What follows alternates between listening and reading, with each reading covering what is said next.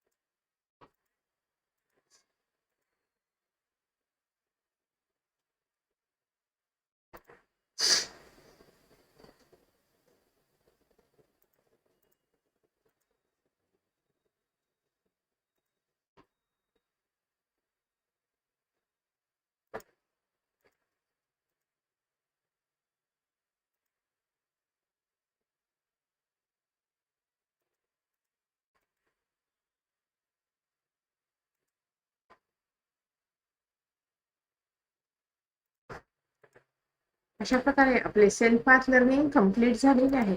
Self path learning नंतरचा next part आहे knowledge check. Knowledge check मध्ये बघा 10 क्वेश्चन आहेत, तर ते आपण स्टेप बाय स्टेप सॉल्व्ह करूया. क्वेश्चन वाचून सॉल्व्ह करायचे आहेत.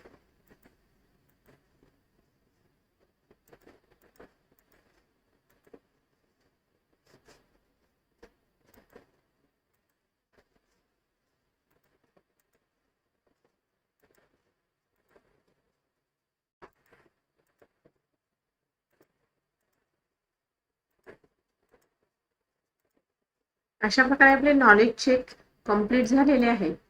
नॉलेज चेक नंतरचा नेक्स्ट पार्ट आहे डू इट युअर सेल्फ. तर हे आपण स्टेप बाय स्टेप सॉल्व्ह करूया. In the displayed sheet select the cell B15. Cost of sales make it middle align. Use home tab alignment group. तर B15 नावाची sale आपल्याला select करायची आहे. या ठिकाणी बघा बी आणि बी मधला 15 नंबर ज्यामध्ये की कॉस्ट ऑफ सेल लिहिलेला आहे त्याला त्या सेलला क्लिक करायचे आणि या ठिकाणी अलाइनमेंट ग्रुप आहे तिथून ही व्हर्टिकल मिडल अलाइनमेंट वरती क्लिक करायची. Then submit. Next, in the given worksheet select the text Prakash stationery store. Prakash stationery store हे टेक्स्ट सिलेक्ट करायचे and align it to align left आणि आपल्याला त्याला अलाइन लेफ्ट द्यायची. या ठिकाणी बघा प्रकाश स्टेशनरी स्टोअर्स हे टेक्स्ट लिहिलेले आहे यावरती क्लिक करायचे आणि होम टॅब या ठिकाणी अलाइनमेंट ग्रुप आणि इथून लेफ्ट अलाइन यावरती क्लिक करायचे. Submit. In the given Excel sheet select D9 to F9.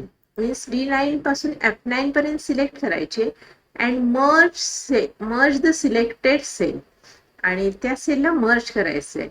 तर D9 टू F9 इथे D9 पासून F9 पर्यंत सिलेक्ट केले. DEF D9 पासून F9 पर्यंत सिलेक्ट केले. Selected cells merge and across आणि इथं मर्ज अँड सेंटर मध्ये मर्ज अक्रॉस वरती क्लिक करा अँड अलाइन राईट.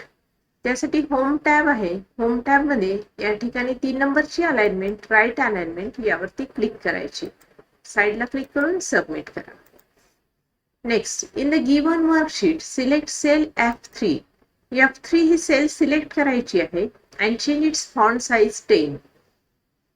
F3 कॉलमचं नाव F, रोचा नंबर 3 यावरती मी क्लिक केलेले आहे. F3 यामध्ये बघा चेंज इट्स फॉन्ट साइज, त्याची फॉन्ट साइज 10 करायची आणि त्यासाठी होम टॅब मध्ये जायचे. होम टॅब आणि या ठिकाणी फॉन्ट ग्रुप आहे. फॉन्ट ग्रुप मधून इथून 10 साइज करायची आहे आणि red fill and also apply standard red fill colour. आणि रेड फिल कलर अप्लाय करायचा आहे, हा सुद्धा होम ग्रुप मध्ये फॉन्ट टॅब मध्येच इथं रेड फिल हा रेड कलर आहे यावरती क्लिक करायचे. Submit. Next question. In the given Excel sheet select text configure IT services and change its font size 20. आणि त्या टेक्स्टची साईज 20 द्यायची. Home tab font group font size. तर या ठिकाणी जे टेक्स्ट लिहिलेलं आहे कॉन्फिगर IT सर्व्हिसेस यावरती क्लिक केलेले आहे. यामध्ये होम टॅब हा फॉन्ट ग्रुप आणि इथून साईज मधून फॉन्ट साईज मधून 20 साईज वरती आपल्याला क्लिक करायची आहे. Then submit. Next question. In the given worksheet, to display the cell text on multiple lines rather than one long line, select B3. B3 he text select करायची. B3 cell select करायची आहे and click on the wrap text. हे बघा, हे B आणि B मधला 3 यावरती मी click केलेले आहे आणि इथे सांगितलेलं आहे click on the wrap text under the home tab. हा होम टॅब आहे, हा अलाइनमेंट ग्रुप आहे आणि याच्यामध्ये या रॅप टेक्स्ट वरती क्लिक करायचे आहे. म्हणजे हे नाव आपल्याला मल्टिपल लाईन्स मध्ये आलेले दिसेल. Next. In the given sheet merge the 2-3 cells in the one cell. Select the B2 J2. B2 पासून J2 पर्यंत सिलेक्ट करायचे. इथे B2 आहे आणि इथे मी J2 पर्यंत सिलेक्ट केलेलं आहे आणि त्याला मर्ज अँड सेंटर करायचं आहे. इथे मर्ज अँड सेंटर वर क्लिक केले. Then submit. Next.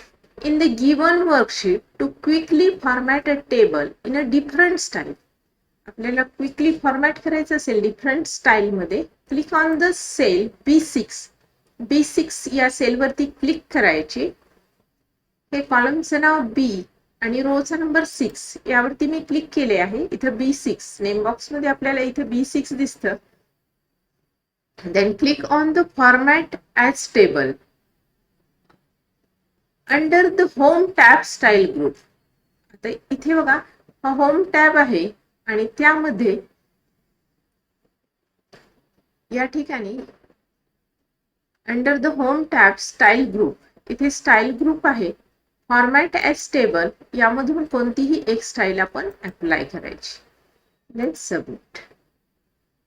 Next. In the given Excel sheet to sort any data from the largest to smallest. आपला जो डेटा आहे तो लार्जेस्ट टू स्मॉलेस्ट और smallest to largest. Select cell H6. H6 ही cell select करायची. Click on the sort and filter option under the home tab. मी पहिल्यांदा H6 या सेलला क्लिक करते. इथे मी H6 या सेलवरती क्लिक केलेलं आहे. त्यानंतर click on the sort and filter option under the home tab. Home tab मध्ये एडिटिंग ग्रुप आहे. होम टॅब मध्ये या ठिकाणी एडिटिंग ग्रुप आहे. इथं सॉर्ट अँड फिल्टर यावरती क्लिक करायचे आणि A to Z. तर हे जे नंबर्स आहेत ते A to Z या फॉर्मॅट मध्ये डिस्प्ले होतात. Then submit. Next. In the given worksheet to delete un unused row, म्हणजे ज्या यूज नाहीत अशा रो डिलीट करायच्या. Select row 10. Row number 10 select करायची. Then click on the delete sheet row option under the home tab. इथे मी 10 number row select करण्यासाठी इथे 10 नंबर वर क्लिक केलेलं आहे. त्यानंतर बघा, इथे सांगितल्याप्रमाणे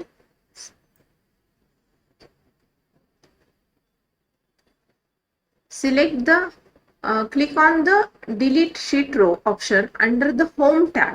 होम टॅब मध्ये इथे डिलीट नावाचं ऑप्शन आहे, यावरती क्लिक करा आणि डिलीट शीट रो यावरती क्लिक करायची. तर इथे रो डिलीट झालेली दिसेल. अशा प्रकारे आपले do it your self complete झालेले आहे. डू इट युअर सेल्फ नंतर प्रोसेस फोलिओ यामध्ये तुम्ही एक्सेल ओपन करा. या प्रोसेस फोलिओ मध्ये तुम्ही एक्सेलची फाईल क्रिएट करायची आणि ती त्या ठिकाणी अपलोड करायची. तर बघा इथे मी एक्सेल ओपन करते. एक्सेल या ठिकाणी मी काही नंबर्स टाईप करते. आपण असे कोणतेही नंबर टाईप करायचे आणि मला त्याची सपोज सम करायची आहे तर मी इथे सम लिहिते. या ठिकाणी मी मिनिमम लिहिते आणि या ठिकाणी मी मॅक्झिमम लिहिते.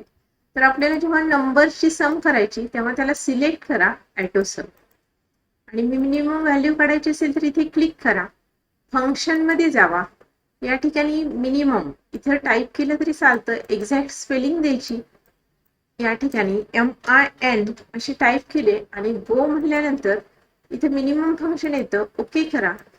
ड्रॅग करा साईडला आणि ही अशी आपण मिनिमम व्हॅल्यू काढू शकतो. तसंच मॅक्झिमम काढण्यासाठी परत फंक्शनला क्लिक करा. या ठिकाणी मॅक्स असं टाईप करा सर्च फॉर फंक्शन मध्ये. गो म्हणा. इथे मॅक्स नावाचं फंक्शन येईल आणि या नंबर्स मधून आपल्याला मॅक्झिमम म्हणजे जास्तीत जास्त मोठी संख्या येईल. तर ही अशा प्रकारे फाईल सेव्ह करा आणि अपलोड करा. अपलोड केल्यानंतर नेक्स्ट आहे प्रोसेस फोलिओ मध्ये. प्रोसेस फोलिओ नंतर सिम्युलेशन क्वेश्चन्स. तर सिम्युलेशन क्वेश्चन मध्ये बघा आपल्याला 2 क्वेश्चन सॉल्व करायचे आहेत. From the displayed result select the household monthly budget template and then create it. तर या ठिकाणी या सर्च बॉक्सवर क्लिक करा आणि इथे आपल्याला monthly budget sheet household monthly budget यावरती क्लिक करायची. Then create.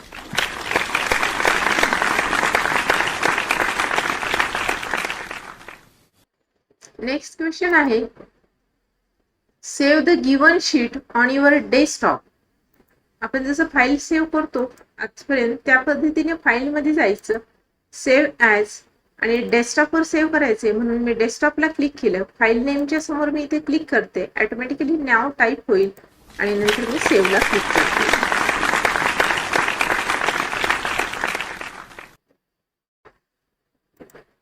सिम्युलेशन क्वेश्चन आपले कंप्लीट झालेले आहेत. सिम्युलेशन नंतरचा नेक्स्ट पार्ट आहे सेशन कंप्लीशन टेस्ट. तर सेशन कंप्लीशन टेस्ट मध्ये बघा 4 क्वेश्चन आहेत. USB is designed to support several external devices. External devices आपल्याला कॉम्प्युटरला लावायचे असतील without using an expansion card or slots. तर हे ट्रू आहे.